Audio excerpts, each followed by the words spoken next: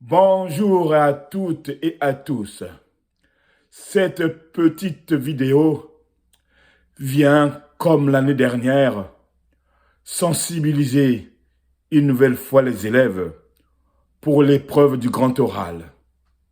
Au passage, je voudrais euh, avoir une pensée pour les bacheliers qui passent l'examen de philosophie la semaine prochaine, les élèves de terminale, puisque depuis la réforme du baccalauréat, il y a principalement deux épreuves en fin d'année, hein, outre les épreuves de spécialité qui ont eu lieu cette année au mois de mai.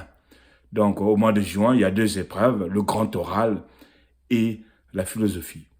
Donc une petite pensée pour vous, les élèves de terminale, qui allez la semaine prochaine, à partir de mercredi, euh, passer l'épreuve de philosophie. Alors, cette pensée étant indiquée, parlant du grand oral.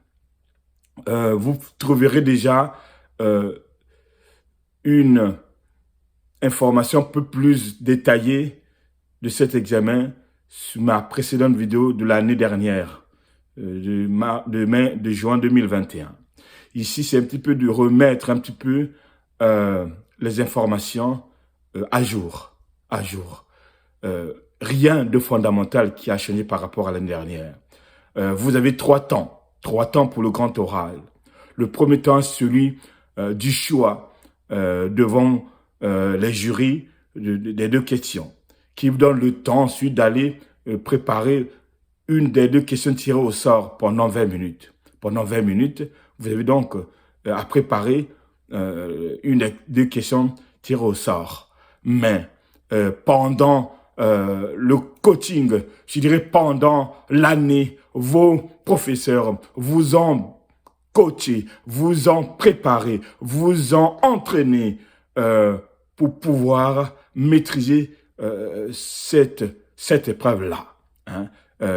En tout cas, vous y avez été préparé tant au niveau de la méthode qu'au niveau du fond.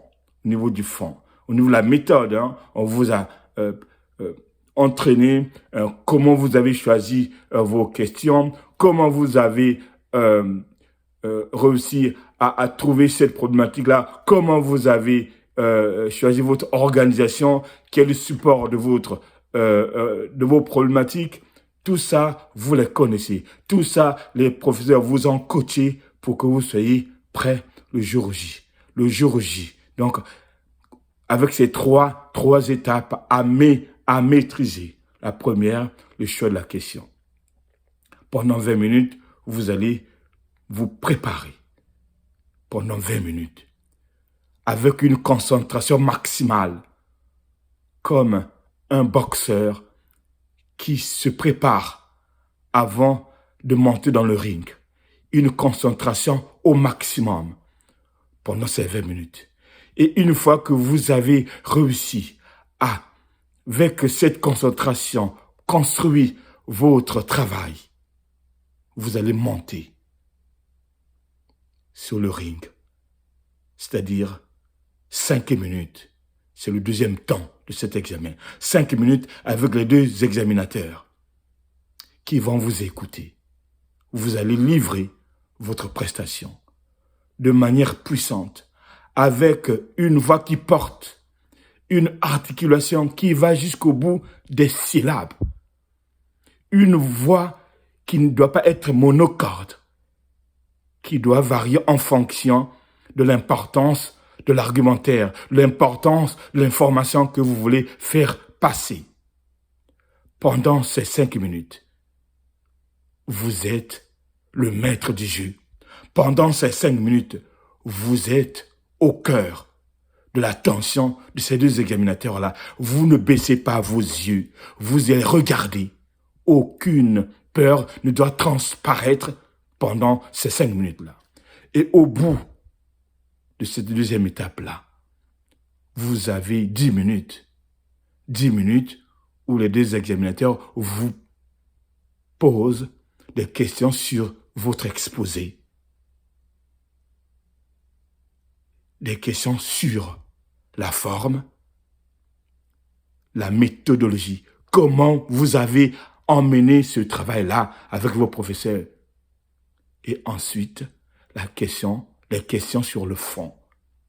C'est-à-dire répondre à votre problématique de gestion, avec votre problématique de management, avec éventuellement des transversalités avec l'économie et le droit. Soyez prêts. En tout cas, dans l'exposé de 5 minutes, ne dites rien. N'invoquez aucun concept que vous ne maîtrisez pas. N'invoquez aucun concept que vous n'avez aucune définition.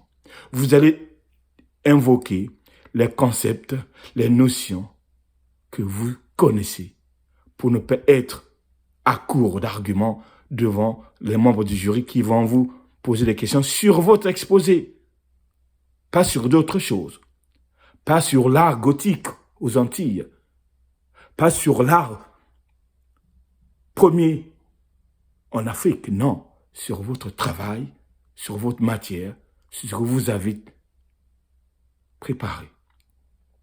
Et à la fin, troisième temps, on va vous poser des questions sur votre orientation. Contrairement à l'année dernière,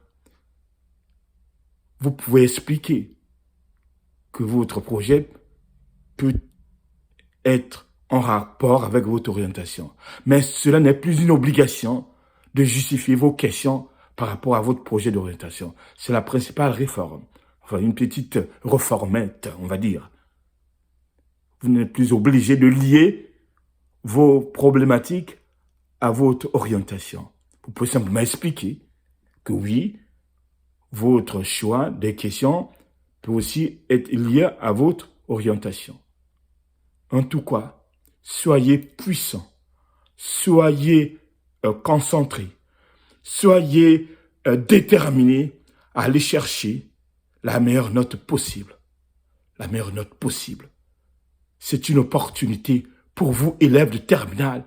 Il y en a qui vont écouter cette vidéo, que ce soit dans mon lycée, un petit coucou à mes élèves qui vont visiter cette vidéo, mais aussi dans toute la France, la France entière, en métropole notamment. Donc, en écoutant cette vidéo, essayez de l'appliquer. Avant même le début des oraux, entraînez-vous avec vos parents, entraînez-vous avec vos camarades, entraînez-vous avec vos proches, notamment. Essayez de regarder les différents critères de notation. Il y en a, en tout cas, dans vos cours, dans vos classes, on vous a fait passer la grille de notation. Comment cet examen est noté. Essayez d'aller chercher systématiquement le fameux trait satisfaisant qui va vous donner la fourchette entre 16 et 20. Très satisfaisant, entre 16 et 20. Satisfaisant entre 14, 16 et 15, et voire même 17. Mais en tout cas, cherchez le maximum de points pour aller chercher une meilleure mention au baccalauréat.